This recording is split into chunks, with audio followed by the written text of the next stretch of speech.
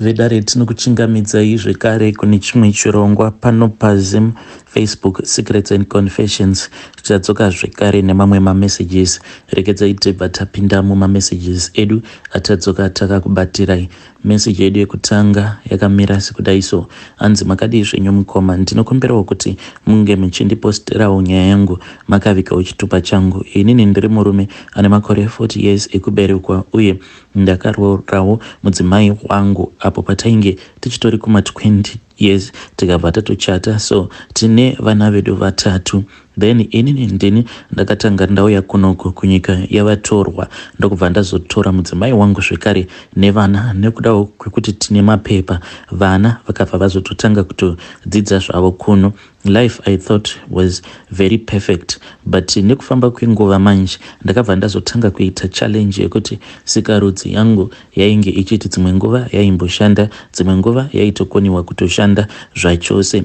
Izvi zvakazokonzeresa kuti mumba muzongogara muine bopoto, mudzimai achingogara akatsamwa. So I thought kuti mudzimai wangu was going to understand my vows awo atakaita at the day when we got married to each other, ekuti through health and sickness tichazongoramba tiri tose. Makore ose awa ndaingozviudza ndichingozvivimbisa kuti everything very bo until recently pandakazongobatawo foni yake by mistake. Ndakangozviudza kuti munhu uyu handisati ndakambomubatira foni yake makore ose awa. I just need to find out kuti on her side what does she tell her friends about my condition. So madam vakati vakarara ndo pandakabva ndazotesta zvigunwe zvavo zvose ndichitsvaka chigunwe chinoshanda fingerprint lock yavo kuzosvika ndichizochiwana chigunwe chiya ndokubva ndaunlocka foni yavo. Zvekare nekuwhatsapp ndakangovatora ruoko rwavo softers ndokubva ndaunlocka foni yavo. Then I went through my chats, but chat randakazobata ndakabva ndazobata chat ravo madam naboss vangu, ndo the first suspect that I got, because ndakati kumadam phone numbers aboss vangu vanomadi uye vakamawana rini, because I don't remember ever using her phone ndichicontacta my boss. So I then opened up that chat ndikabva ndatoona kutoti zveshuwa madam vangu naboss vangu vanodanana, boss vangu uyu murungu. So I actually saw a lot of evidence zvinotoprova kuti vanhu ava vanodanana, and ivo madam vangu vanotoita sekunge ndo vanotonzwira boss vangu sugar, because vanototi kana vakaspenda a long time vasina kumboenda kunosika bonde, madam ndo pavanobva vatanga kupopota. Like ipapo I found out kuti vainge vatombodhonza about 4 months vasina kana kumbogara vakasika bonde. Madam vainge vopopota vachipopotera boss wangu kuti ndo zvandakakuudza paya kuti when you said you wanted to date me, ndichikuudza kuti inini kana ndada munhu ndinenge ndatoda munhu, but now wava kuita uchindi avoid. Why are you avoiding me? Kazi handinakeri, handichakunakeri. Then if it is like that, let me find someone else. Then boss wangu ndo pavakabva vazotanga kunyengerera. What pains me the most is that musi wacho iwoyo madam vakabva vatomanikidza boss vangu kuti vange vachienda kunosangana somewhere else. Madam vakabva vatoti vainge vatobhuka at this other guest house. My boss quickly rushed over there, vakabva vanosika bonde ravo. All the evidence I have it, but manje handichazivi kuti information yose iyi yandakazoforwarda ndikazviisira kufoni kwangu ndoite sei nayo, ndoudzawo veukama here, or what am I supposed to do? Zvino chiri kuita kuti ndisaudza veukama inyaya yekuti inini madam vangu handisisina chandinovapa muimba iyi yedu yemukati, nekuti pari zvino sikarudzi yangu haichatomboshandi zvachose panguva dzebonde, inongondishandira pakurasa mvura. Saka ndinotoverenga makore akati kuti ndisingakwanisi kuita bonde nemudzimai wangu, uye kana kutorasa mbeu handichatokwanisi kurasa mbeu. Ipapo patinotomboti taimbozama kuita mbeu, ndaitonzwa kutoti yabuda but yaisazobuda panze, ndaingonzwa mukati imomo kuti ndatopedza, asi kunotarira kudai ndaibva ndatoona kuti there was nothing that came out. Saka madam vangu vakazosvikawo pakuramwa, uye nekuti sikarudzi yangu inenge yakangoponja, vainge vongoramwa vachingoti ndichagarira zvangu vana vangu, ndogarira zvangu vana vangu, not knowing kuti madam vainge vatofunga zano rekuti vachagarira zvavo vana, but at the same time vachigutswa kunze uko.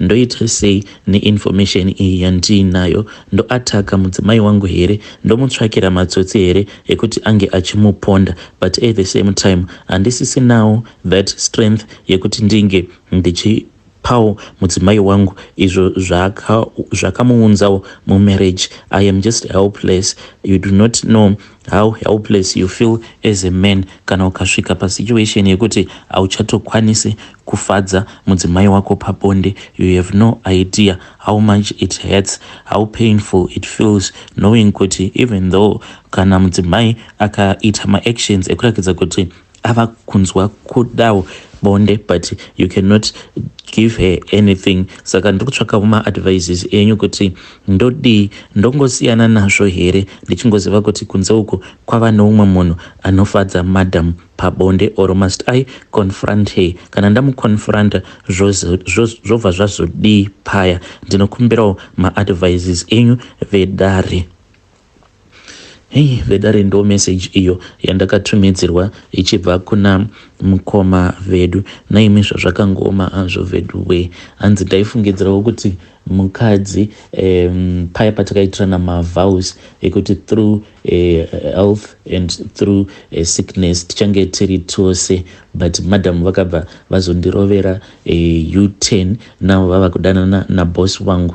Inoshanda here vow yekuti through health and sickness panyaya idzi dzekuti murume anobva azotoponja sikarudzi yake yava kusatoshanda zvachose? Ipapo vanhukadzi tipindureiwo kuti ipapo do you see that vow ichishanda kana kuti inoshandawo pane zvimwe zvinhu?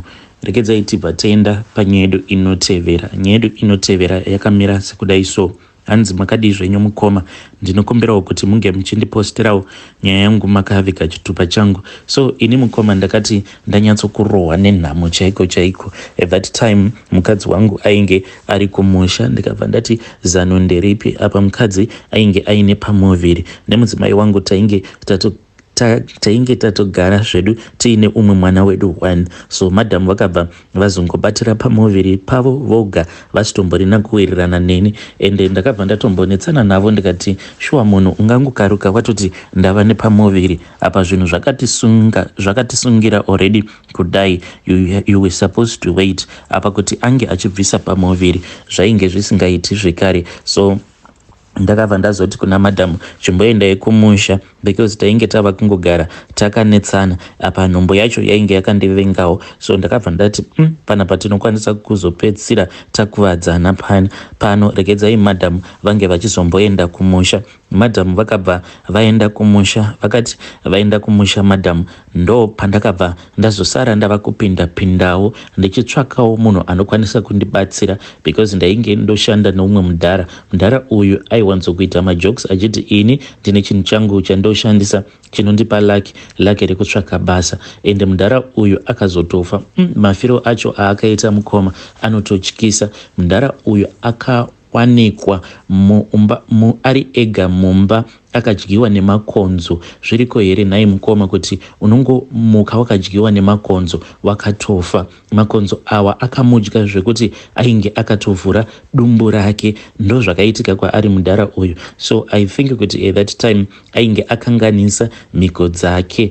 Pane paakakanganisa chete mudhara iyeye. So mudhara uyu akabva azondidirecta kune n'anga iyo yakamubatsira, but n'anga iyi ndiye kuMozambique, yakazouya muno mujoni a very long time ago, haina kana kuzombodzokera kunyika kwayo. Takati taenda kuya ndokubva ndazoudzwa kuti ndaifanira kuti ndinge ndichizosiya vhudzi rangu rekunzvimbo kwangu kwakavanzika zvekare nemuhapwa umu. Ndaifanira kuti ndinge ndichizosiya vhudzi iroro richizokura. Ndakati vhudzi riya rakura mukoma, rakakura zvekuti rakasvika pakurwadza, especially uko kunzvimbo kwakavanzika. Pane point iya yekuti vhudzi rinenge ranyanyisa kukura zvekuti rinenge rorwadza.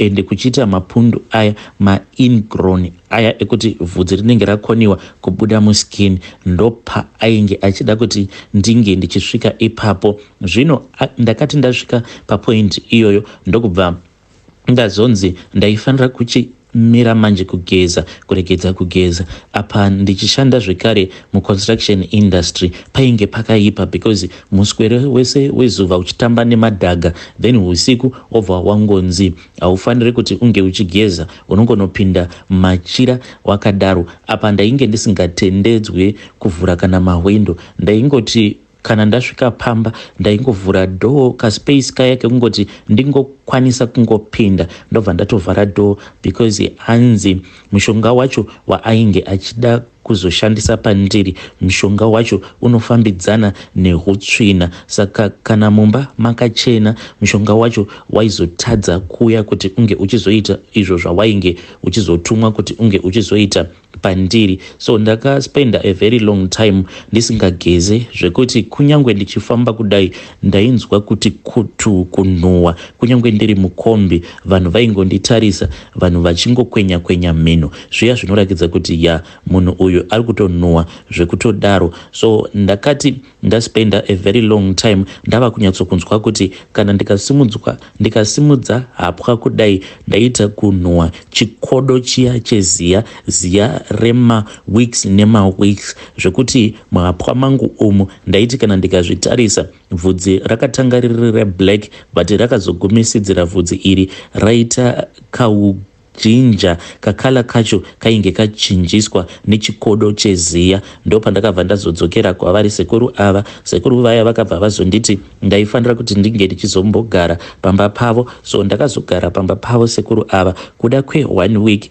vachindigadzira. Sekuru ava vakabva vazotanga kuzodzera mushonga wavo kunzvimbo kwangu kwakavanzika, mushonga wainge uchitaka kuvavirira. Vakabva vanditi ndinge ndichienda kunozvivharira mumba mangu ende ndaisafanira kuti ndinge ndichizoenda kubasa. So ndakabva ndazoenda kumba ndokubva ndazvivharira hangu mumba, ndakatofila mabhaketi angu anokwana iwo kuita 4. ndokubva ndatora chimwe chibhaketi changu icho chavainge vakati pose pandinenge ndanzwa ndichida kuzvibatsira ndaifanira kuti ndinge ndichizoitira muchibhaketi imomo, because vainge vakanditi kwemazuva anokwana iwo kuita 3 ndaisafanira kuti ndinge ndichizobuda panze kana kuona zuva, ndaifanira kungoramba ndirimo mumba. Ndakabva ndazozvivharira paya, ndaingotiwo kana ndonzwa nzara ndobika then ndobva ndarara.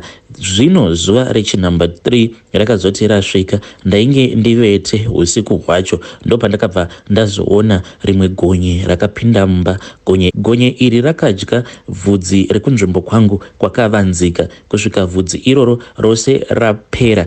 Zvino ndakati ndapedza stage iyi yekutanga ndakabva ndazonzi ndaifanira kuti ndinge ndichidzoka zvekare kumba kwavo sekuru vaya vekumozambique. Ndokubva ndadzokera, ndichinodzokera manje ndopakabva pazogadzikwa rimwe glazi iri rainge rakaita reblack but at the same time waitoona everything muglazi imomo.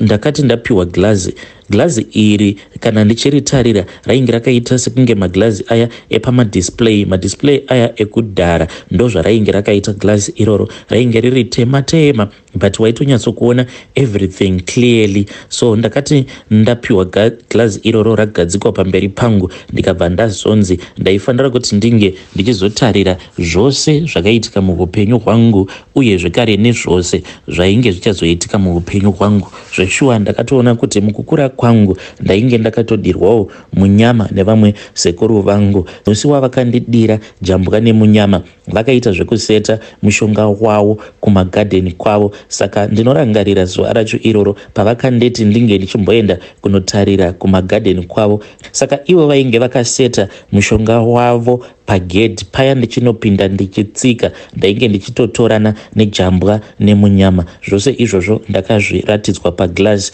then ndikabva ndazoratidzwa kuti upenyu hwandainge ndichazorarama ndainge ndichazoita mari, but unfortunately ndakazotozviona but unfortunately ndakazoona zuva randakazofa ndakatofira muaccident. This was after ndapedza mhuri yangu yose. Because of loneliness ndakazozviona zvino ndava kudanana nevakadzi vekuwanda, just trying to chase away that loneliness uye nekuraramira doro nekuenda kumapati akasiyana siyana. Ndokubva ndazozviona ndichifira muaccident. Girazi riya rakabva razondiratidza zvekare uyo wandaifanira kuti ndinge ndichizouraya kuitira kuti ndikwanise kuzoita mari. Ndakaona mudzimai wangu achizonozvara mwana mukomana, saka mwana wangu uyu mukomana ndakabva ndazomuratidzwa zvino chava chirema, ava kusakwanisa kufamba kana kuita anything, ende ndiye aifanira kuti ange achizoita sacrifice yangu. Ndaifanira kuti ndinge ndichizomutsvakira mubetseri, ende uye ndini ndaifanira kuti ndinge ndichizogara naye soon after amai vake vashayika, zvekare nehama dzangu dzakati kuti dzose dzashayika. Saka mwana wangu uyu akazofa, uyu wandaifanira kuti ndinge ndichizomuita chirema, ndo pandakabva ndazoteverawo, because he was supposed to be my last sacrifice. Ndakati ndaona zvose izvi ndakabva ndanzwa hana yangu ichirova. Sekuru vaya vakabva vanditi, tsono iyi chitora, ndikuda kuti unge uchibaya mwana wako uyu achiri kukura, achiri mudumbu ramai vake. Sarudza apo panzvimbo pauri kuda kuti ange achizoremara wobva wangobaya pamutumbi wake. Ndakabva ndashaya simba because ndakabva ndatanga kudedera, ndichingobvunda ndichingodedera, ndikabva ndakoniwa. Saka vakandipa machansi anokwana iwo kuita 6, vachinditi muzukuru baya, muzukuru baya, muzukuru baya, muzukuru baya. Then wechi6 vakabva vanditi ndo last chance yako iyi, kana usingadi kubaya zvino uchabuda mudare rangu. Mukoma ndakabva ndangoramba ndichingobvunda ndichitanga kufunga zvose zvandainge ndaratidzwa neglass. Ndikabva ndati zviri nani hangu kuti ndinge ndichitambudzika. Sekuru vaya vakabva vandituka, vakabva vati nekuda kwekuti waona zvose zvinoitika mudare rangu uchazotambudzika kweupenyu hwako hwose, haufi wakaita mupfumi. Kunyange ukanzi wabata mari yakawanda sei, mari iyoyo haimbofi yakakushandira.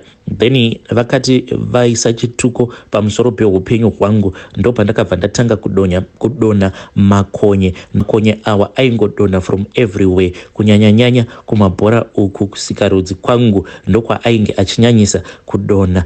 Sekuru vaya vakabva vanditi Futseke, buda mudare rangu, ndazviona kuti uri mbwende hauna kukwana. Then ndikabva ndatodzingwa mudare muya. Mudhara uya ainge aenda neni iyewo ameno punishment yaakapiwa, because ndakazonzwa ng'anga iya yomupopotera mushure mekunge ndadzingwa mudare. Iyewo akati achibuda mudare akangonditarisa neziso rainge rakazara neruvengo, akabva aridza tsamwa achinopinda mumotikari yake. Ndakazotofamba netsoka ndichizodzoka zvangu kumba. Nanhasi uno mukoma ndichigerepo pamba ipapo pandakaitira mhiko idzi. Hei vedare ndo message iyo yandakatumidzirwa ichibva kuna mukoma vedu. Naimi zvazvakangoma hazvo vedu we. Please ngatizamewo kuti tinge tichitaura navo mucomment section, but aiwa makagona mukoma, makagona. Kunyange zvenyu mainge mambofunga kuti munge muchiromba, but at the last minute mukazosarudza kusiyana nazvo, makagona. Ngatitaurei navo mukoma vedu ava mucomment section. Hey.